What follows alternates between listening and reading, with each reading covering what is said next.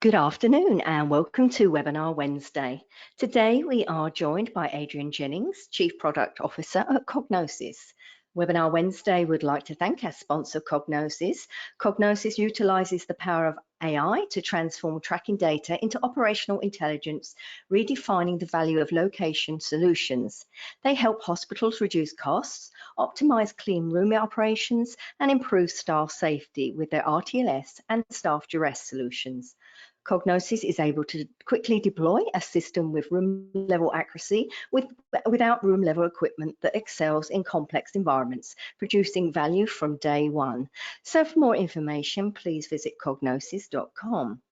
Now, just a quick reminder about saving the date for our fall MD Expo. We're headed to the Mohican Sun Casino and Resort in Connecticut from October the 8th to the 10th. So please join us for 3 days of education, networking, and the latest advances in medical technology products and services.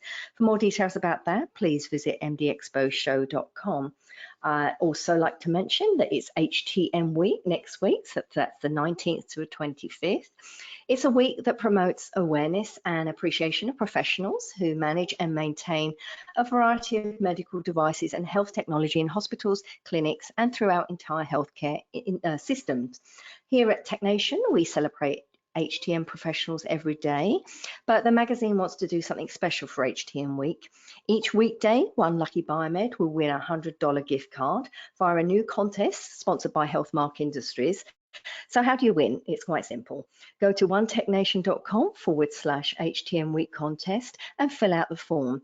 Entries will be accepted through the end of HTM week next week. So each day a winner will be announced on social media. So follow TechNation on Facebook and LinkedIn to see if you win.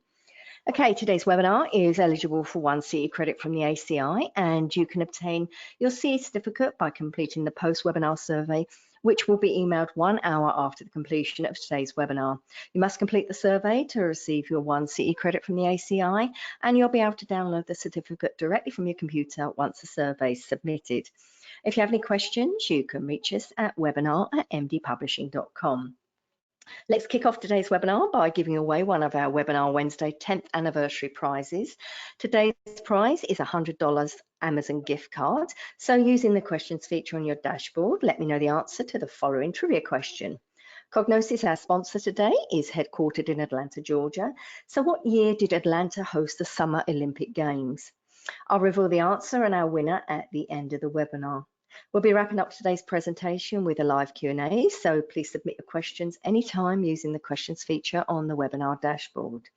As I mentioned earlier, our presenter today is Adrian Jennings, and he will be discussing Demystifying RTLS, understanding the pros and cons of different technologies. So Adrian, you may begin whenever you're ready. Great, thanks Linda, and hi everybody, thanks for joining, either live here or anyone picking this up and listening to the recording later on. Just very quickly about me, I've been in this RTLS business now for just 25 years, actually. And what I'm going to be talking to you about today comes from me as a 25-year veteran of deploying location technology of all different kinds in all different industries. And heading up technology and product development in multiple different places. And I came to Cognosos about 3 years ago because I felt like Cognosos was doing things in a new way, and a new and interesting way that I thought was quite viable for healthcare. And so that's what brings you and me together today, is how does RTLS operate in healthcare. So to start with, how do you find things? Well, GPS is the perfect example. You need some kind of signal. It could be a transmitter or receiver, but a known position reference anchor that exchanges a wireless signal with the device that you're tracking. And the device that you're tracking might be the transmitter, it might be the receiver. It doesn't really matter which way the link goes, but the exchange of wireless information helps you understand where things are, like GPS does. So why wireless? Well, I mean, it seems obvious, but yeah, you could do it with wires. You could literally attach a wire to everything that you needed to find. A dog leash is a wired location system, but if you thought that was viable in a hospital to do that with to leash mobile medical equipment, you'd be tripping, both figuratively and realistically. So the goal is finding things that move about and finding them wirelessly, or is it really? Because that's a very low value thing to try to do. I've lost something, I should buy a solution to help me find it, is a band-aid at best. The question isn't where is my lost thing? The question is, why are my things lost? In fact, what you care about is understanding how your things flow through critical processes. And in healthcare, those things might be mobile medical equipment, they might be doctors and nurses and other clinicians, they might be patients and visitors and contractors and any number of kinds of people and items that flow through these complex processes. And that's the goal. How do we improve? How do we optimize these complex processes for better outcomes? And how do we do that at a better cost point? So it's not about finding things, it's about understanding process, and that gives us a clue to what a real-time location system must deliver in terms of accuracy. How accurate does it need to be? Well, it needs to be as accurate as a process lump. I'm not sure lump is a brilliantly technical term, but I'll explain what I mean. Each room in a hospital, be it an OR, the nursery, it could be the waiting room, it could be central sterile. There are rooms that have purposes, and the flow of a patient through a healthcare visit is the flow of a patient from one specific room to another. And therefore the process, what is a lump of process in a hospital? It's a room. If we know which room something is in, then we know something about the process step that thing or person is in. So that gives us an answer to, in our business here, what does an RTLS solution have to deliver? Room level accuracy. If it can't deliver that, it's not helping you optimize process. If it delivers more than that, it's getting a little bit overkill for really what 95% of the applications are. So what are our wireless options? There's electromagnetic radiation, the spectrum of different electromagnetic signals, and the sound. Those two things are the detectable wireless signals that are available to us for finding things. And so we're going to go through this. We're going to keep coming back to this slide, and we're going to start kind of narrowing the field. And what we can immediately do is eliminate visible light and audible sound. We don't want to fill our hospitals with flashing lights and beeping noises any more than they already are in order to find things. That would be foolish. Infrasound, which is the very low frequency sound. It's the sound that makes you feel the explosion at the movie rather than just hear it. That's no good. You don't want the hospital rumbling away, but also, fun fact, you can't tell where infrasound is coming from. There's an almost extinct flightless parrot called a kakapo whose mating signal to attract mates is infrasonic. And they're almost extinct because the females can't find the males. It's the worst possible mating call. There you go, fun fact. The high end of the electromagnetic spectrum, well, we're not a tanning salon. We're not an imaging department. We're not a Bond villain. So the high end of the electromagnetic spectrum is off limits to us for health reasons. And that leaves us ultrasound, high frequency sound, beyond the range of hearing. It uses infrared light below the level that we can see, and it leaves radio waves.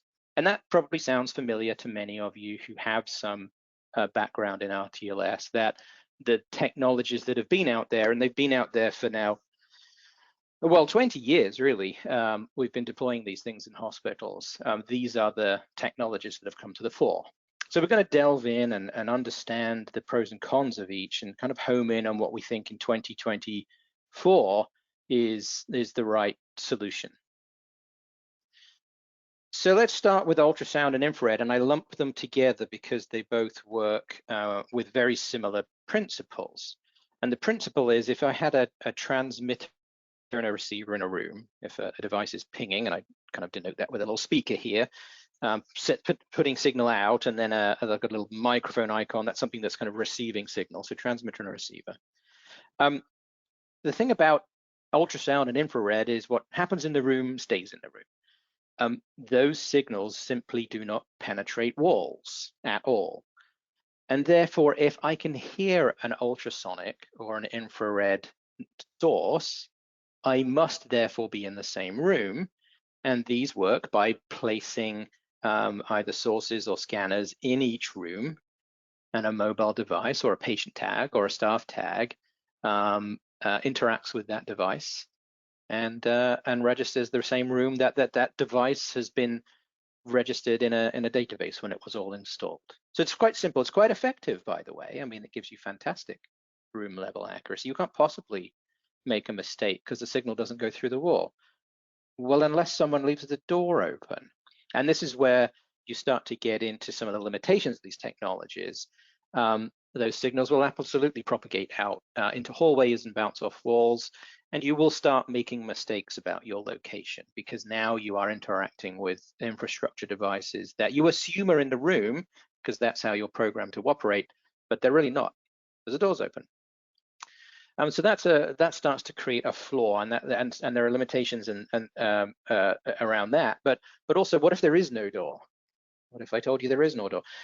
The room is not always, or a place where a process happens isn't always a physical room. It might be a part of an open area. For example, an equipment storage area in a hallway is not uncommon. Gosh, it wasn't very long ago that we were triaging and treating patients in hallways in the height of things. So you can't really use these technologies outside of something with 4 physical walls. So that limits the utility in parts of the hospital where processes happen. And then there's this problem, which is if you wanted to do this everywhere, if you wanted room level accuracy through the entire hospital because processes happen in all of these rooms, gosh, what a lot of infrastructure that would be. It starts to look very costly. Every one of those green dots has a price of purchase price and installation price, maintenance and support price associated with it. And in reality, nobody does this. In reality, these higher cost systems are generally deployed only in the critical areas, which means that you do not have 100% coverage of your processes. You can only really afford 100% coverage of your critical processes, whatever you decide those might be. So various limitations kind of accrue to these legacy technologies, including the fact that the signal, they work because the signal doesn't go through walls. Well, the signal doesn't really go through anything, including bedclothes and gowns and people. So, you know, if you're tracking patients or items where the signal can become occluded, just putting your wrist strap under the covers can cause a big problem. So there are limitations to those technologies, including power consumption. These infrastructure devices do consume a chunk of power. Back in the early days, I might even call those the dark ages, each of these in-room devices would have to have power run to them via a cable. And that is a fantastically expensive and disruptive thing to do in a hospital. Running cables is costly and difficult in any environment, but a hospital is absolutely complicated and expensive to do that for all the health and safety reasons that we're familiar with. So those systems evolved into battery-powered systems. But what that brought now was a very high degree of battery maintenance in the infrastructure, sometimes with proprietary batteries, devices that are out of reach and have to be accessed. Now you have to bring out the ladder. So we swapped cost and burden of installation with the cables to cost and burden of maintenance with the batteries, and didn't really move the needle on the value when that happened. And so infrared and ultrasound, they genuinely give you room level accuracy, but there are caveats. The caveats are on the right. You need hardware in every room. You can't really leave the doors open. There are solutions to that, by the way, but the door portal solutions using these technologies double the amount of infrastructure they need. They make it even more costly and difficult to deploy. They don't really work well in open space. The infrastructure can be power hungry, as I said. And then, if you're using sound is the vibration of air molecules. You have to have a transducer, a microphone, and a speaker open to the air. They're very difficult to seal, impossible even. So, healthcare environment, your devices definitely need to be sealed. There are all kinds of fluids we have to be concerned about. So, so back to here, we had some question marks, and I'm going to score infrared and ultrasound with an X, but not a red X. It's true to say, looking back now, as I said, over the last 20 years, those are the technologies that have gained the most traction. By far, the most RTLS solutions out there deployed today are infrared and ultrasound. But adoption is still very low. These haven't gone gangbusters in the marketplace. They're not ubiquitous. Every hospital doesn't have this. And the reason for that are the caveats that I showed on the last slide. They can be expensive to deploy, they can be cumbersome to manage, and their utility can be limited in places where you really need them to operate. So, okay, they're out there, but they're obviously not the answer if you're looking for an answer to what's the right way to go. So let's look at radio waves. Radio waves come in many flavors, but the most common sources are radio frequency, RF waves, are three: Wi-Fi, which we all know, Bluetooth, which is very familiar, and ultra-wideband, which more of us know these days than previously, now that ultra-wideband is becoming a little bit more adopted in our cell phones, for example. Unlike infrared and ultrasound, all these radio signals, to a greater or lesser extent, depending on the frequency, they pass through objects and walls. And in passing through walls, you gain an advantage, which is now you don't need infrastructure in every room. So infrared ultrasound rely on not going through walls, but therefore require infrastructure in every room. This penetrates through walls. You have to find other ways to locate, which we'll talk about here. But now you don't need so much infrastructure. So that's good. Now, I'm going to X out Wi-Fi for the purposes of today. And the reason is that's been universally superseded by Bluetooth. Back in the day, 2005, 6, 7, Wi-Fi was thought to be the great prospect for RTLS because the argument went, you have Wi-Fi anyway, it's a radio signal, you could use it to locate things, it would be basically free because you've already got Wi-Fi. Well, back in those days, Wi-Fi wasn't really laid out in a way that you could track things with it. There just weren't enough access points in those days. Nowadays, there are access points everywhere, and Wi-Fi is actually viable today, but all those access points have Bluetooth in them these days. Smart lights have Bluetooth in these days. There's a lot of Bluetooth, and it's cheaper, and everybody has it. You have it in your cell phone. So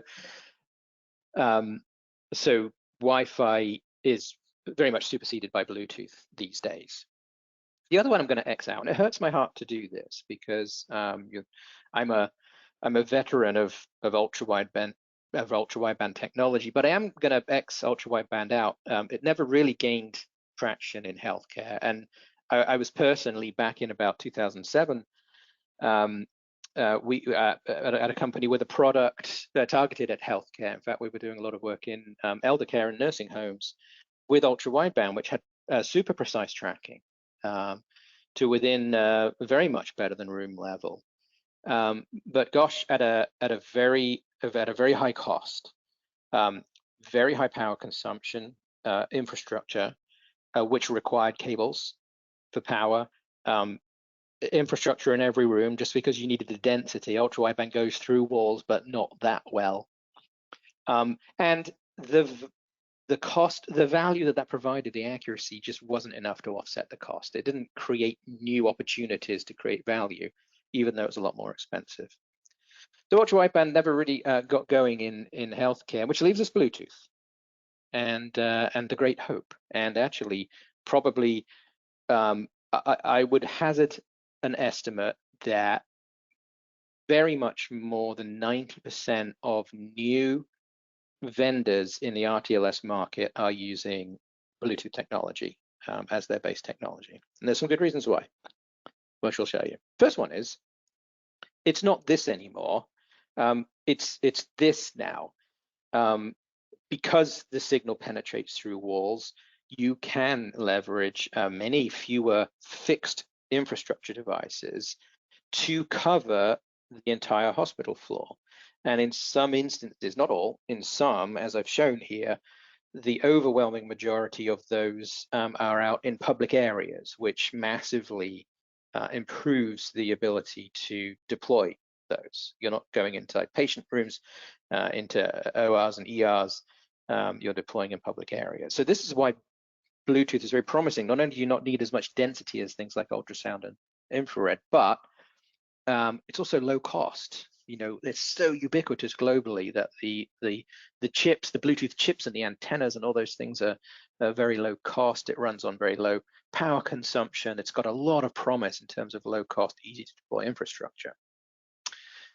So, okay, how do you use Bluetooth and any RF signal actually to find the location of a thing? If we have 3 blue fixed reference points in the ceiling, or wherever they might be, most often the ceiling, you want to put them up where people can't tamper with them and where people can't accidentally bash a gurney into it because it's down low on the wall and break it off the wall. So it tends to go in the ceiling. The infrastructure is the best place for it.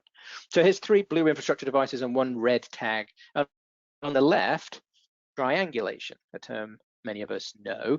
Triangulation means if I knew the direction of the direction to the red dot from the blue one, I could figure out it was on a certain bearing. You know, it's southeast of me. We don't know where it is, but we know it's southeast. If we add a second, we can pinpoint its location in 2 dimensions. If you think in 3 dimensions, we still wouldn't quite know where it is. We'd have to add a third, which is why it's called triangulation. So that's measure using angles to find a location. That's one way. The other way is trilateration. Lateral, it means ranging. If I knew the distance from one of my blue dots to the red dot, I would know that that red dot is somewhere on a circle of a particular radius, actually a sphere. It's 3D, right? I don't know where it is, but I know how far away it is. If I had a second, I'd be able to narrow it down, but in this 2-dimensional case, I actually have 2 possible spots, and if I add a third, I pinpoint the location, and you guessed it, if in 3D, you actually have to add a 4th, and people will talk about multilateration in that case, because it's more than 3. Anyway, basically, measure angles, measure range, multiple fixed pieces of infrastructure can find. But the problem with triangulation is when you do it with Bluetooth, it requires an overwhelming amount of infrastructure. In fact, just about a device in every room, and it's very power hungry to find angles. You have to do a lot of work, and those devices have to have cables run to them for power. So it's not really a brilliant solution because it makes this fantastically low-cost technology as expensive as some of the more established technologies with no real advantage. It only achieves the same level of performance. So triangulation is touted as the answer to everything, but in reality, the cost of the infrastructure is overwhelming, and what that leaves us with is trilateration. And here we've narrowed down to what I think is a pretty good solution: Bluetooth range-based trilateration. So how do you measure range? Well, you can do it very simply between a transmitter and a receiver, and you can use the signal strength to receive. And you could say, look, if I'm close to the source, if the signal's very loud, I must be close to the source. If it's kind of middling loud, I'm further away, and if it's rather quiet, I'm really far away. And that is commonly done. it goes by an inverse square law. Every doubling of the range is a 1/4 the signal strength, and you can use an algorithm just based on the signal that you're receiving to figure out how far away you are. So that's pretty effective. It's very intuitive, but there are problems with accuracy, actually. And here's one. What if there's a wall between the transmitter and the receiver? So the receiver now hears very low signal strength, and the algorithm says, we know that's far away. Here it is over on the right. But the truth is, it's blocked. It doesn't know it's blocked. It doesn't know that the wall is the thing that's reducing the signal strength. So mistakes are made. So when you get in complex environments with lots of structure, signal strength ranging can start to have some issues like this. There's another, possibly actually more important problem where signals can bounce. These signals, they do penetrate walls, but not all of it penetrates the walls. Some of it bounces off. And if that happens, this receiver on the right hears two signals, one, the direct arrow, and the one that bounces off the wall. And those two signals combine at the location of the receiver. And they might reinforce each other, but they might cancel each other as well, and that happens. If you've ever drawn up to a red light in a built-up area, listening to the radio, you might have had the radio fade and become very broken at low signal strength, like it's very far away. That happens quite a lot in a city. What's happening there is you're getting signals bouncing off the buildings, and they're combining in a bad way at your car, and they're canceling each other. And what you hear is the very same thing you would hear if you were almost out of range of the radio station. So that can happen inside a room and anywhere in a hospital. And again, it estimates your range is very far away, not knowing it's quiet because the signals are canceling. Pro tip, by the way, that happens to you, you often only have to move 2 or 3 feet forwards to get out of the crossover of those signals to get your radio signal back. So typically, a Bluetooth signal strength system, because of those issues, because the environment is complex and kind of destroys the signal in weird ways that always makes you make errors of estimating things too far away, your accuracy can be quite poor, maybe only 30 feet of accuracy, which, if all you care about is finding lost things, might be okay. But if what you really care about is creating a lot of value from RTLS, which is in terms of improving process flow, and you're trying to answer the question, which room is this person or thing in, then 30 feet of accuracy obviously isn't delivering. And worse, with many implementations of this technology, I keep reminding you this is a 3D problem, and 30 feet goes up as well as out. Bluetooth systems can present floor hopping problems. This isn't even useful for finding lost things because you could be on the wrong level looking. So it's great. Bluetooth is fantastic. Low density infrastructure, super low power consumption. You can run it from batteries. It's very quick and easy to measure ranges, but the accuracy suffers, and therefore the value. So I'm giving it an X, but a yellow one, and there you go. Our job is done. We've decided that you can't use the red X's. The ultrasound and infrared are both accurate, but expensive and disruptive with problematic limitations, and that Bluetooth is attractively cost-effective, but poor accuracy for high-value applications, and we've proven that RTLS is impossible in hospitals. But no, don't leave. It can't be this way. If you look at this, actually, and if you have been in in a hospital that's tried to purchase or has purchased and installed an RTLS solution, or you've been researching this, this might look familiar, actually, that the solutions that are out there are basically ultrasound, infrared, and these days, Bluetooth. I was going to say RF, but it's really just Bluetooth these days. And you will see that none of these technologies are deployed everywhere. You'll see that some of the legacy technologies like infrared and ultrasound actually are in the process of being removed from not more than some installations in favor of newer technologies that do better, that create more value at a lower cost point. And so the orange X's actually reflect the state of the market. Nobody's really got the green check mark and had the that's the way to do it solution. So what are we going to do? And the question really is, how do you make Bluetooth room level accurate and maintain the low cost? Angle of arrival Bluetooth is room level accurate. It's very good, but unfortunately at the expense of devices in every room that require cables to power them. They're almost as expensive as ultra wideband systems, which have already proven not particularly viable in healthcare. So is there a way?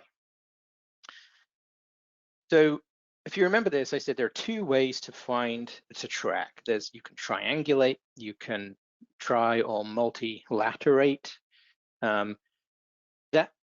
That's old school tech. That is these are the technologies that we developed during the Second World War, actually, for tracking ships off the coast and finding the source of radio signals.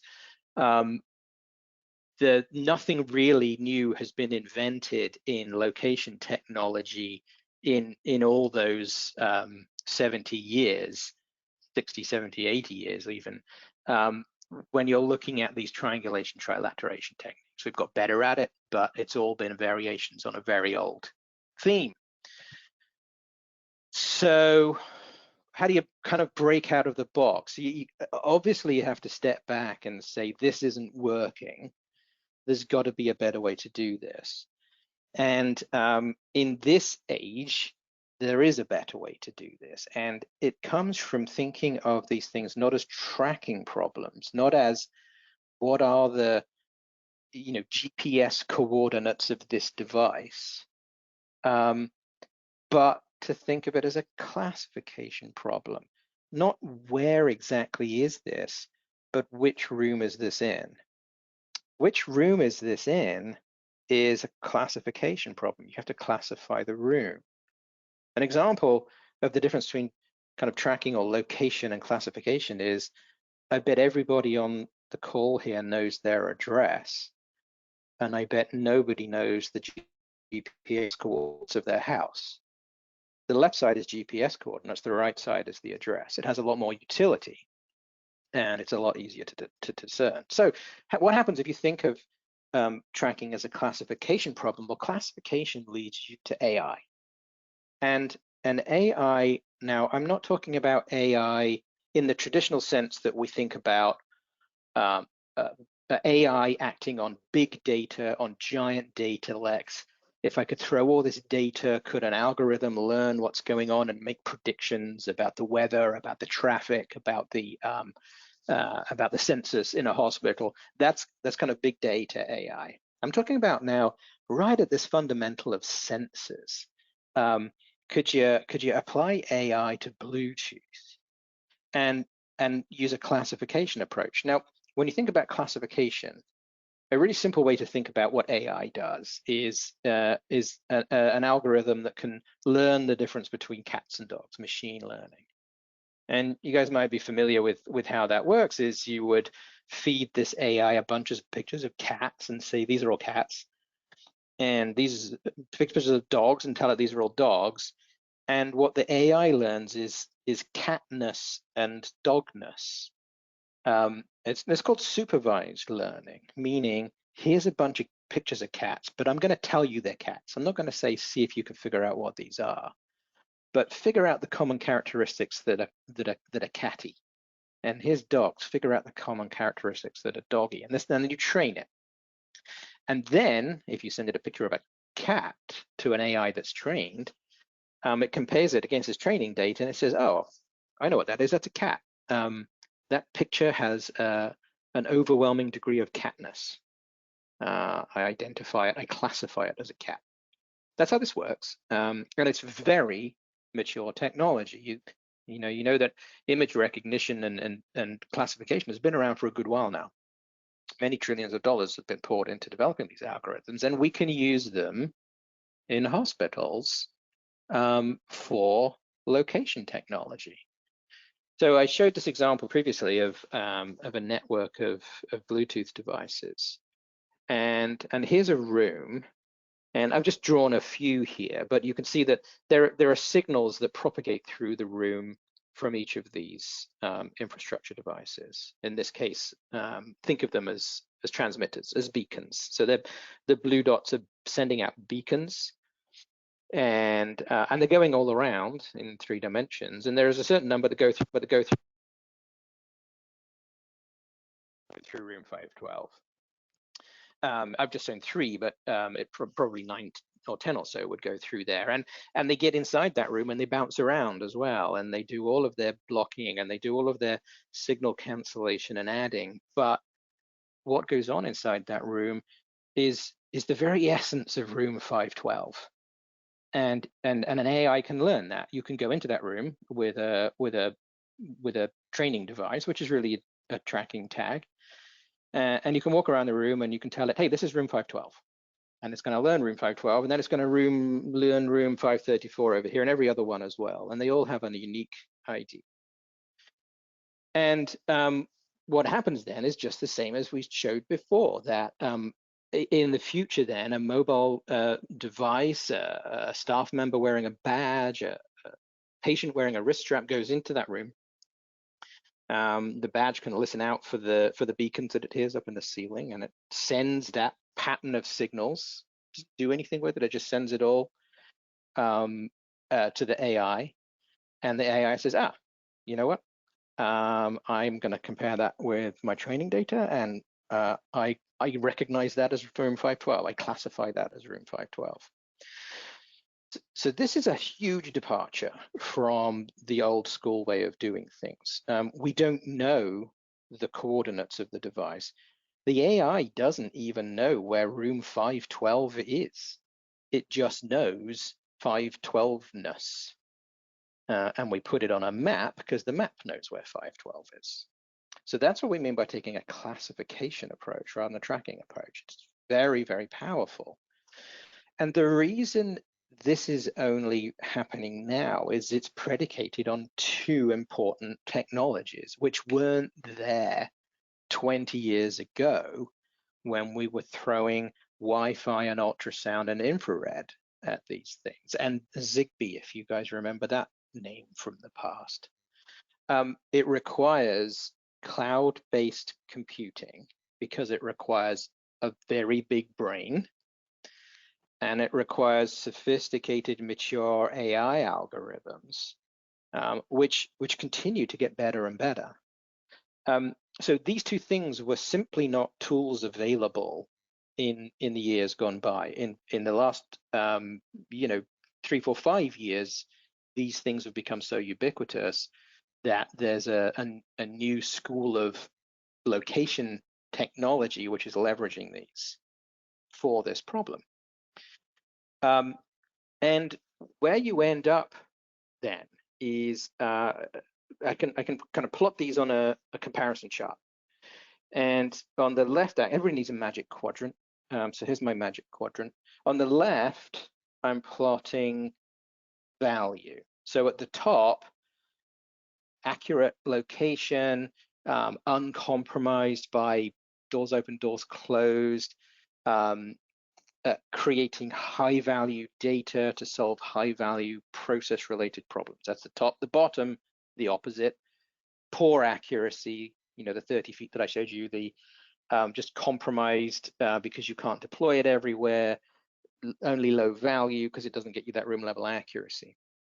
So then on the horizontal axis, what I'm plotting on the left is high cost, just high cost of purchasing the devices, a high number of devices that have to be purchased, the high amount of work, disruptive work you have to do to deploy them, putting them in every room, disrupting what's going on in those rooms, maybe running cables to everyone.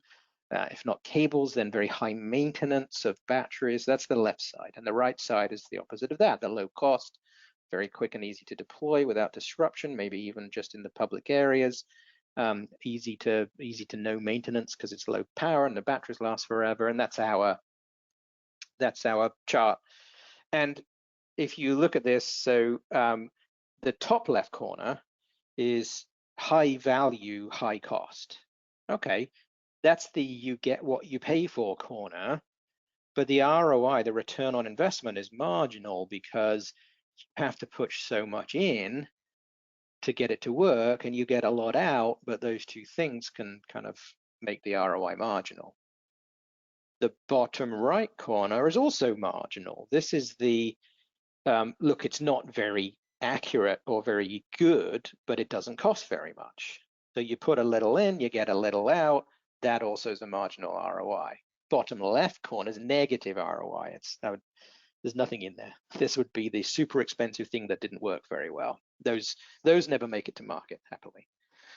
And then the top right is where you want to be, the high value, accurate, uncompromised, but with all the low cost, low disruption, ease of maintenance of the lower end devices. And if you plot everything on here, and I've put a bunch of stuff on here. So ultra wideband, as I said, you know, it's super up there in terms of accuracy and value created, but it's also super up there in terms of cost. So that's up in that top corner. That angle-based Bluetooth, the triangulation version of Bluetooth, as I said, requires a lot of infrastructure with cables. So it also is up there in that corner. Infrared ultrasound also, not quite as high value, not quite as high cost, but up in that marginal corner.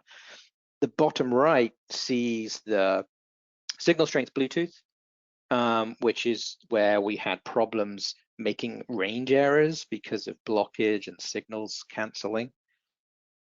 And Wi-Fi, I put Wi-Fi in there. I mean, that's where it is. It is low. It's almost no cost because you've already paid for it for communications, but it would sit right down in that corner too. And this new way of thinking about things, leveraging the cloud, leveraging AI to break out of traditional technologies and treat location as a classification problem, that is what gets you the room level accuracy that doesn't cost that much to deploy, that's cheap enough to deploy everywhere, that doesn't care if the doors are open or closed, that has very long battery life and doesn't need cables run to anything. It's the best of, if you look at signal strength Bluetooth, it's grabbing that and pulling it way up in value with the application of these giant brains and these high-end algorithms. And that's where it sits. And I kind of call this diagonal swath through here the old school swath.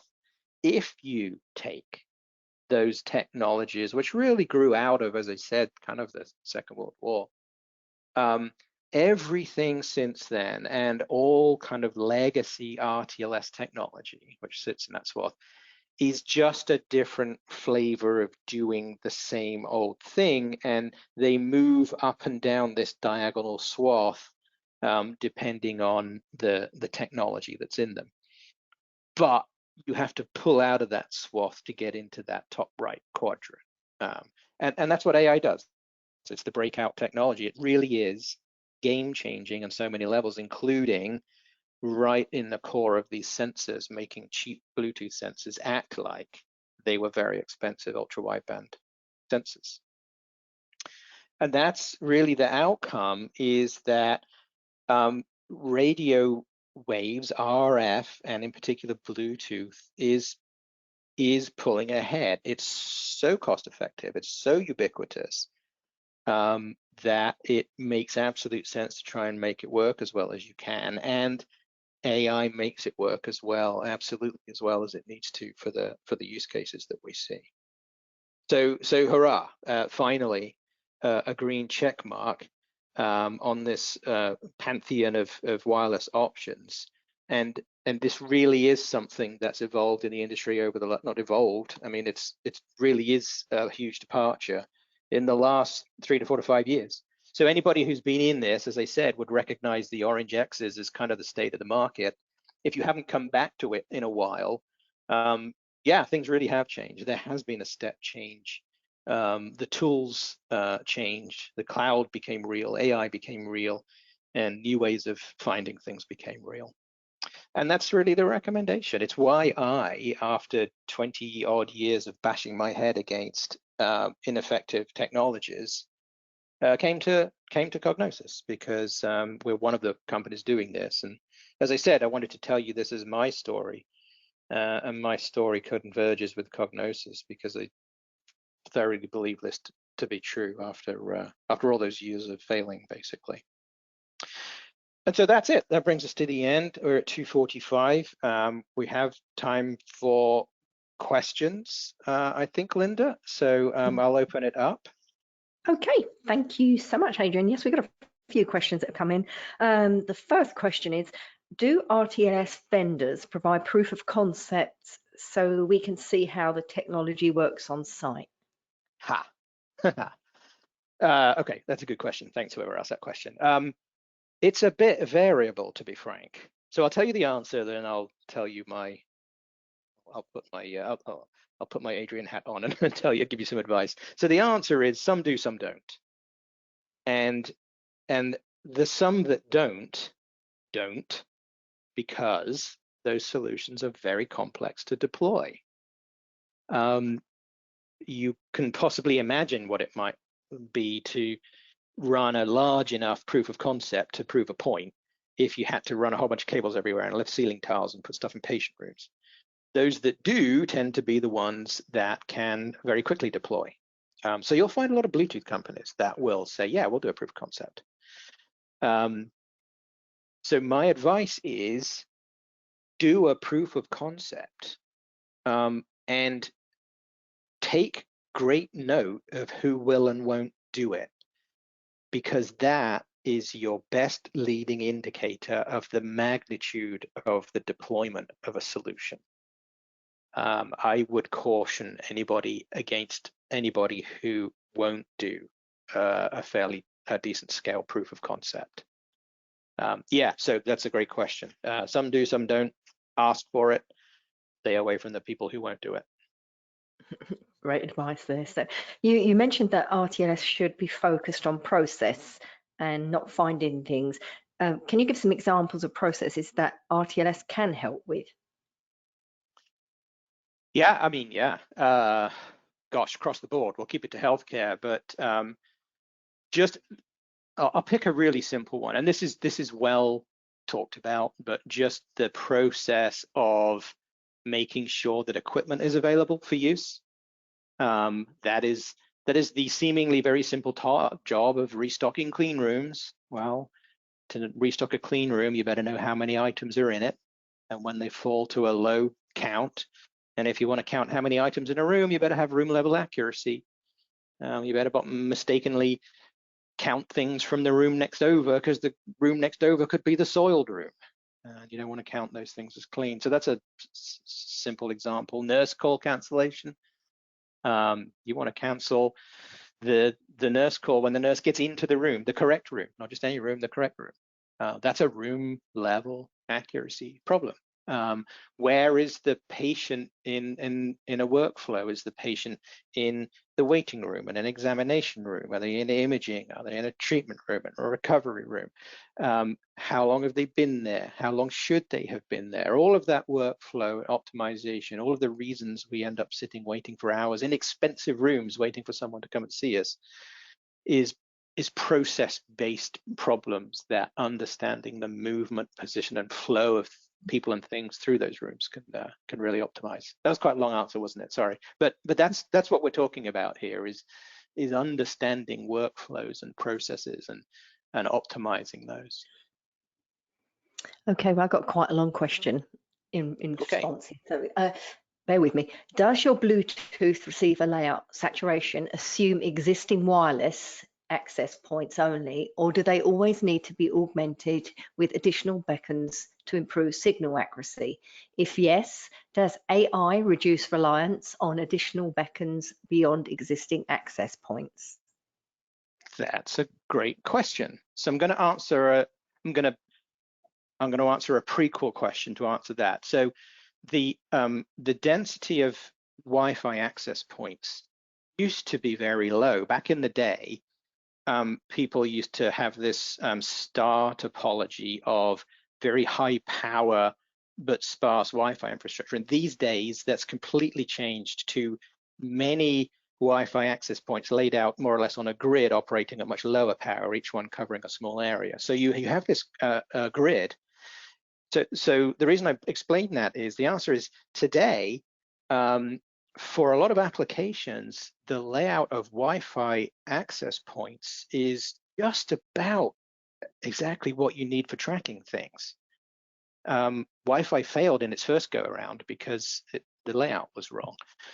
So, so if you leverage an existing modern Wi-Fi infrastructure, then you kind of tend to have to add a little bit of extra coverage.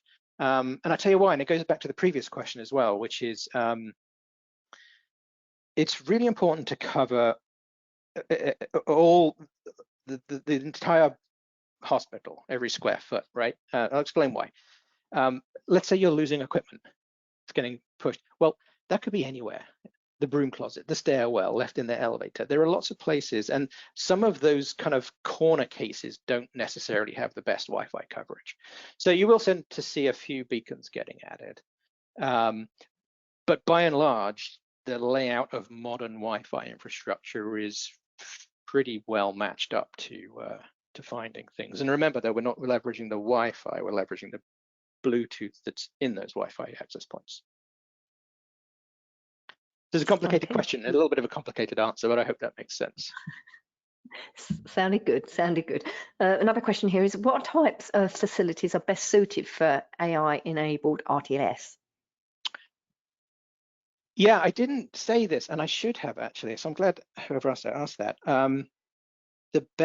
The facilities that are well suited to this technology are really complex facilities. And a hospital is the poster child for complexity. And when I say complexity, I mean of construction. So what do hospitals have? They have lots of walls. They have head walls with all kinds of infrastructure in there, clean power and dirty power and air and all kinds of equipment all over the place, lots of metallic equipment. Though traditionally, if you remember my swath of here, I'm going to go back up a couple of slides, my swath of old school, every technology in that green swath, the performance degrades as the complexity of the environment increases. And all of these have great utility in other verticals with less complex environments, but hospitals are very complex and they bring out the worst in traditional technologies. But that complexity is exactly the features that the AI learns. So reflections and signal additions and blockages, all those things hurt a traditional technology, but all those things are the pointy ears and the cute little noses and whiskers of cats that the AI learns in its training step. So AI works where there's complexity, and it doesn't get much more complex than a hospital, which is why it's a great solution for this area. Great. Well, this probably follows on. Do you see the use of AI being added to legacy systems to enhance an already installed system? Yeah, that's a really good question. So it kind of depends.